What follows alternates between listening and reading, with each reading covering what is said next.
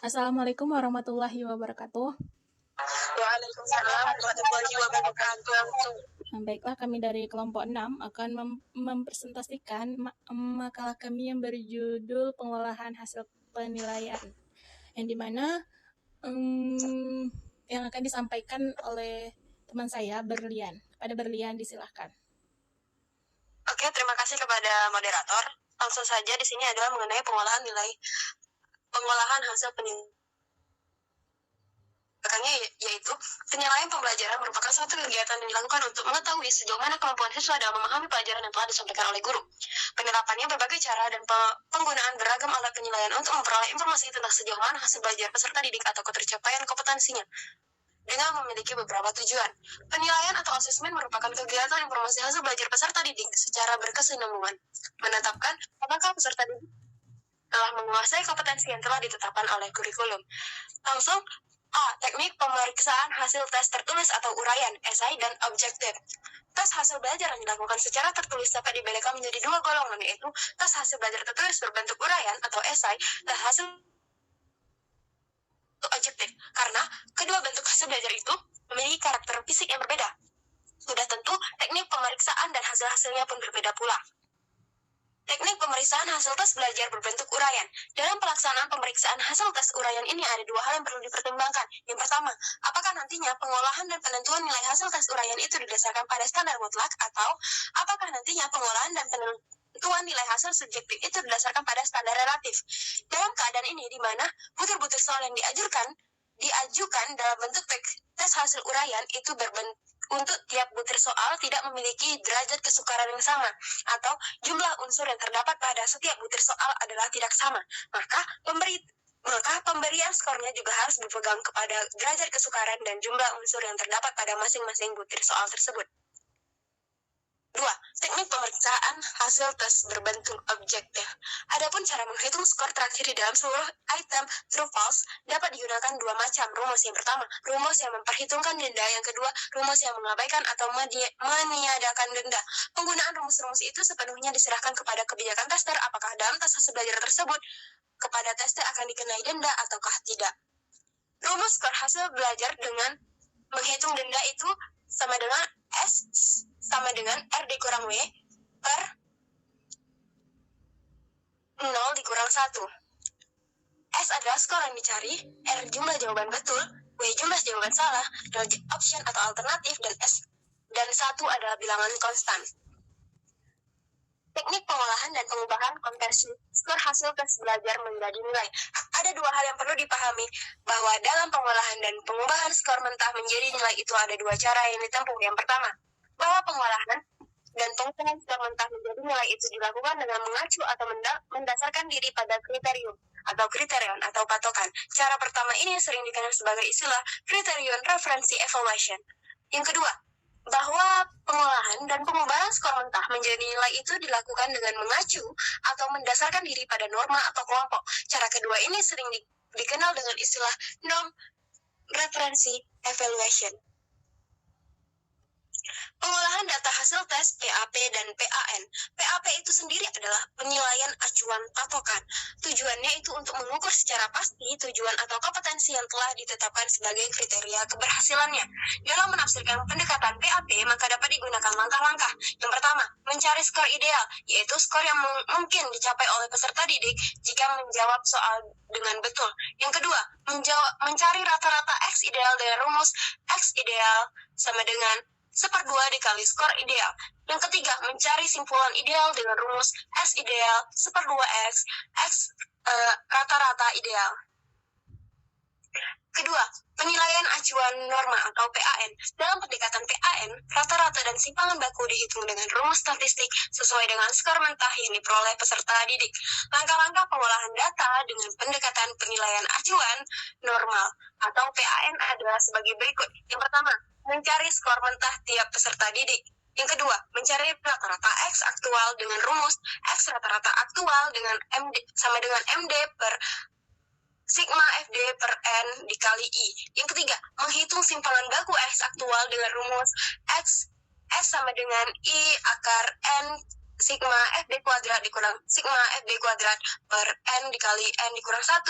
Yang keempat, menyusun pedoman konversi. Terakhir itu ada peringkat atau ranking atau grade. Peringkat ini terbagi menjadi 3, ranking sederhana atau simple rank, ranking presentasi dan standar deviasi. Ranking sederhana. Cara menulis ranking sederhana di dalam rapat pada umumnya adalah sebagai berikut. Pertama, jumlah siswa kelas 1 adalah 45 orang. Siswa bernama Nuryanti menduduki ranking pertama, maka penulisan rankingnya adalah 1/45. Apabila terdapat urutan kedudukan yang sama atau kembar, maka dalam penentuan rankingnya digunakan rata-rata hitung, yaitu siswa bernama Boy Anggi Pratama dan Andi Triandoko sama-sama memiliki NIM 44,17. Kedua siswa tersebut menurut urutan kedudukannya seharusnya berada pada urutan ke-5 dan ke-6. Karena terjadi kekembaran 2, maka urutan kedudukan bagi kedua siswa tersebut ditentukan dengan 5 ditambah 6 dibagi 2 sama dengan 5,5.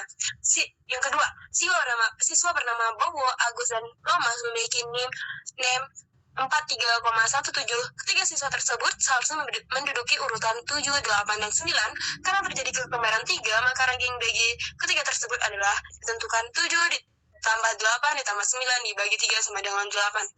Yang kedua, ranking presentasi atau percentile rank. Prosedur penentuan percentile rank adalah sebagai berikut. Pertama, menentukan simple rank yang pertama tadi.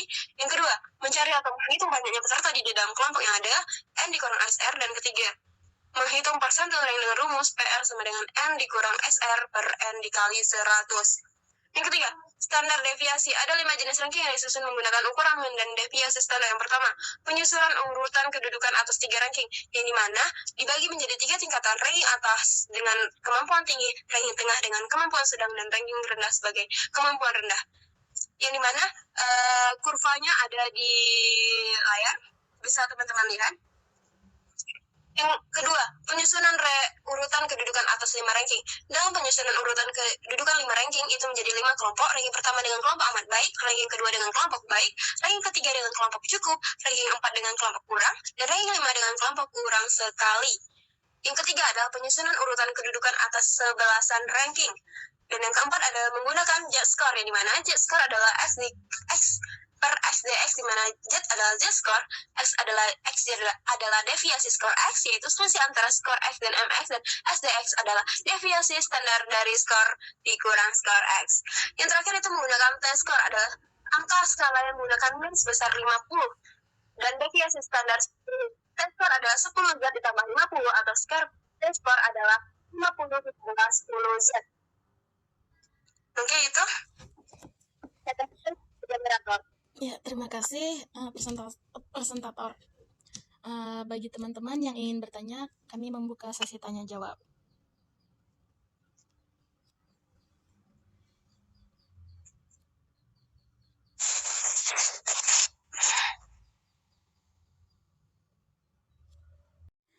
Ya, kepada Zulfahmi, disilahkan. Izin bertanya kepada kelompok penyaji. Menurut kelompok penyaji, apakah sebuah tes belajar wajib ataupun penting dilakukan kepada peserta didik, dan berikan alasannya? Baik, terima kasih atas pertanyaannya. Selanjutnya ingin bertanya, disilahkan. Izin kelompok penyaji. Ya, silahkan, Napisah. Ya, bentar. Sekarang saya akan memberikan pertanyaan kepada kelompok penyaji, yaitu bagaimana kedudukan evaluasi itu dalam dunia pendidikan menurut kelompok kalian? Apakah itu sangat penting untuk dilaksanakan? Dan jika tidak dilaksanakan, apakah akan berdampak pada sesuatu hal? Terima kasih. Ya, terima kasih atas pertanyaannya. Selanjutnya yang ingin bertanya?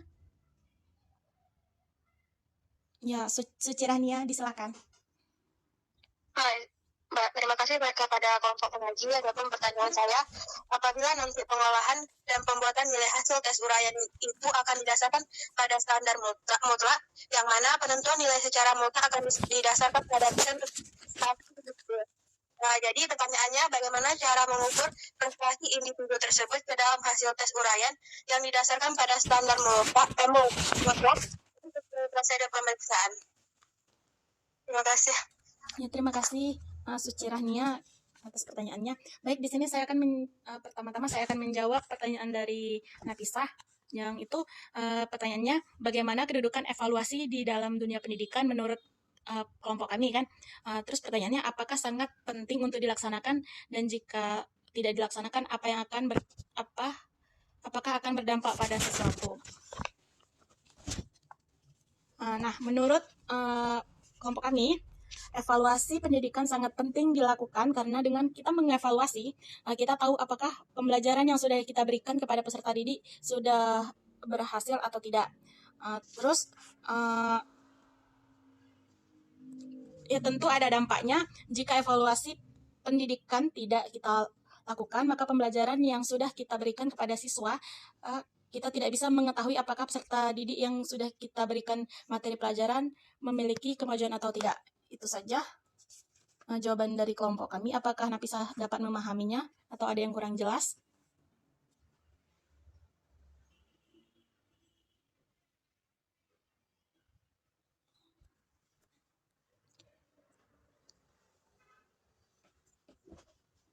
Ya, sepertinya Nafisah lagi sibuk ya. Kita lanjut aja ke pertanyaan Zulfahmi yang akan dijawab oleh Berlian.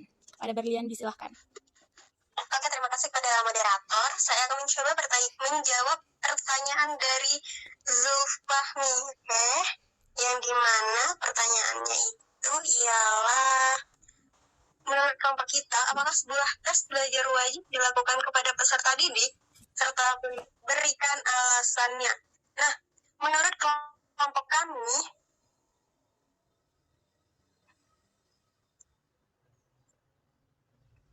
melakukan tes belajar itu sangat penting, karena melakukan tes belajar, seorang pendidik dapat mengetahui apakah selama dia mengajar, dia berhasil atau tidaknya memberikan materi itu dengan benar. Sehingga peserta didik mengerti atau tidak memahami apa materi yang dia berikan. Jadi dengan tes belajar wajib dilakukan, karena kita sebagai seorang pendidik bisa mengetahui apakah materi-materi yang kita berikan selama pembelajaran itu berpengaruh pada peserta didik. Mereka mengerti atau tidaknya materi yang kita berikan. Jadi kita bisa tahu kita dalam memberikan materi itu berhasil atau tidak kepada peserta didik. Mungkin itu jawaban dari kelompok kami. Saya kembalikan kepada moderator. Ya, terima kasih kepada Berlian atas jawabannya. Apakah Zulfahmi dapat memahaminya? Apa yang disampaikan oleh Berlian? Saya dapat memahami jawaban dari presentator dan terima kasih. Ya, terima kasih. Selanjutnya kita lanjut ke pertanyaan Suci Rahnia yang akan dijawab oleh Berlian lagi. Oke, terima kasih kepada moderator dan terima kasih juga kepada Suci Rahnia yang telah memberikan pertanyaan, yang dimana pertanyaannya itu apabila nantinya pengolahan dan pembuatan nilai hasil tes uraian itu akan didasarkan pada standar mutlak, di mana penentuan nilai secara mutlak akan didasarkan pada prestasi individu. Pertanyaannya, bagaimana cara mengukur prestasi individu tersebut ke dalam hasil tes uraian yang didasarkan pada standar mutlak dan sesuai prosedur pemeriksaannya? Menurut kami itu ada beberapa cara. Yang pertama, membaca setiap jawaban yang diberikan kepada tes atau orang ditulis, orang yang dites, dan membandingkannya dengan pedoman yang sudah disiapkan. Yang kedua, atas dasar hasil perbandingan tersebut, tester atau penguji lalu memberikan skor untuk setiap butir soal dan menuliskannya di bagian kiri dari jawaban tes atau yang dites. Yang ketiga, menjumlahkan skor-skor yang telah diberikan. Nah, seperti yang sudah dijelaskan, di dalam prosedur pemeriksaannya, seorang pendidik dapat langsung mengukur prestasi peserta didik itu. Karena setiap jawaban yang dijawab oleh peserta didik langsung diberikan nilai. Lalu, nilai akhir digabung dengan setiap nilai yang sudah diberikan. Jadi, pendidik bisa mengukur apakah peserta didik sudah memahami atau masih kurang dalam pembelajaran saat itu. Mungkin itu jawaban dari kelompok kami. Saya kembalikan kepada moderator. Ya, terima kasih Berlian. Itu tadi jawaban dari kelompok kami. Apakah Suci Rahnia dapat memahaminya? Terima kasih kepada kelompok penyaji. Saya bisa memahami jawaban dari kelompok penyaji. Nah, itu tadi sesi tanya jawab dari kelompok 6. Mungkin itu saja yang dapat kami sampaikan. Oh ya, kesimpulannya.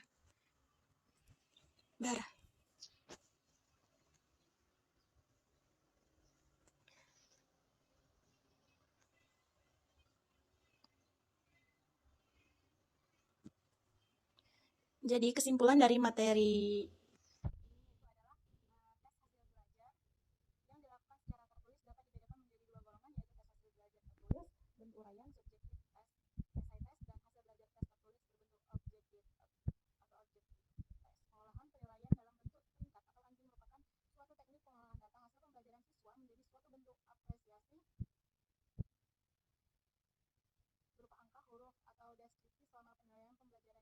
lalunya. Tingkat dapat menjadi motivasi maupun teguran bagi siswa itu sendiri. Walaupun sejatinya ranking bukanlah tolak ukur yang secara pasti dapat menilai seseorang itu pandai atau tidak. Pemberian ranking membutuhkan beberapa teknik statistika dibagi menjadi simple rank, percentile rank, dan standar deviasi yang terdiri dari 5 bentuk, yaitu penyusunan urutan kedudukan atas 3 ranking, 5 ranking, 11 ranking, dan serta penggunaan Z-score dan T-score. Dapat kami sampaikan, lebih dan kurangnya kami mohon maaf. Wassalamualaikum warahmatullahi wabarakatuh. Tak dengar suaramu tadi, Dok, Kak. Nggak dengar? Kesimpulan. Oke, aku ulang. Ini sekarang udah dengar? Udah, sekarang udah.